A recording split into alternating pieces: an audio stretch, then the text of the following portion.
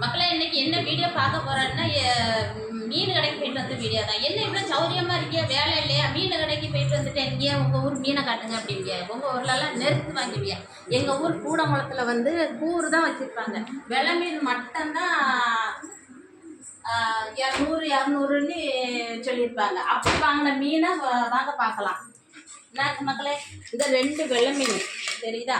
இந்த 2 வெள்ளை மீனுக்கு இந்த 2 நண்டு வந்து சும்மா தந்தாவ. அப்புறம் இது மஞ்சப்பாறை. இது வந்து மஞ்சப்பாறை மக்களே பொரிக்கிறதுக்காக இதை வாங்கியிருக்கு.